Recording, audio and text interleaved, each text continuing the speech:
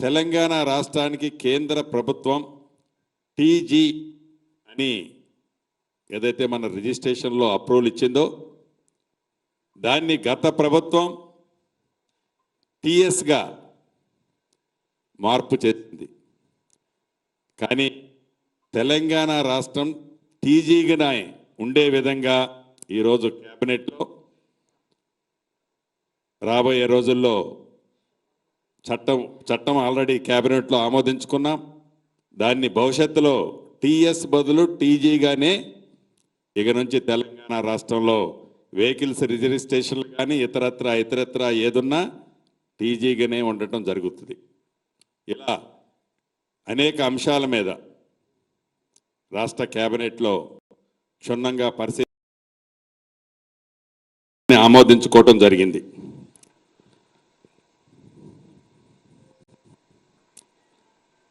అదే రకంగా అందశ్రీ గారు రాసిన జయ జయ హే తెలంగాణ గీతాన్ని రాష్ట్ర గీతంగా మార్చాలని క్యాబినెట్లో నిర్ణయం తీసుకోవటం జరిగింది. తెలంగాణ అధికార చిహ్నాన్ని మార్చాలని తీర్మానించి రాచరిక పాలన గుర్తు లేకుండా మన ప్రాంతం ప్రజల ప్రతిబింబించే కొత్త చిహ్నం రూపకల్పన చేయాలని తీర్మానం చేయడం కూడా జరిగింది. వీటన్నిటినీ అంటే ఏ తెలంగాణ రాష్ట్రం వస్తే తెలంగాణ ప్రజలకి గౌరవం దక్కుద్దో, ఏ తెలంగాణ రాష్ట్రం ఏర్పడితే అభిమానం ఆత్మాభిమానంతో తెలంగాణ ప్రజలు ఉండాలని కోరుకున్నారో అది గడిచిన 10 సంవత్సరాల్లో సాధించుకున్న తెలంగాణలో రాచరపు నడవడికే కనపడింది. కానీ పోరాటం చేసి సాధించుకున్న ఆ ప్రతిబింబాలు ఎక్కడా కూడా తెలంగాణ రాష్ట్రంలో మనకి కనిపించలేదు.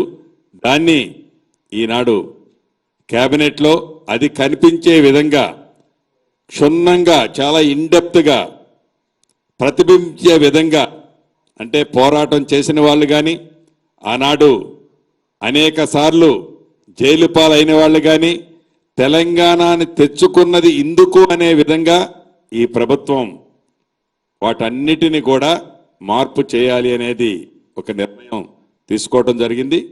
ఆ నిర్ణయాన్ని తప్పకుండా అతి కొద్ది రోజుల్లో ప్రజల ముందుకు పెట్టి కవులు కళాకారులు మేధావుల అభిప్రాయాలకు అనుగుణంగా వాటన్నిటినీ ఆ చిహ్నాలన్నిటినీ మార్పు చేయాలని ఈరోజు క్యాబినెట్ నిర్ణయం తీసుకుంది. ఇప్పటికే చాలా కాలం అతీతమైంది. ఇప్పుడు మా మిత్రులు సహచార మంత్రివర్యులు శ్రీధర్ బాబు గారిని మాట్లాడవలసిందిగా కోరుతున్నాం.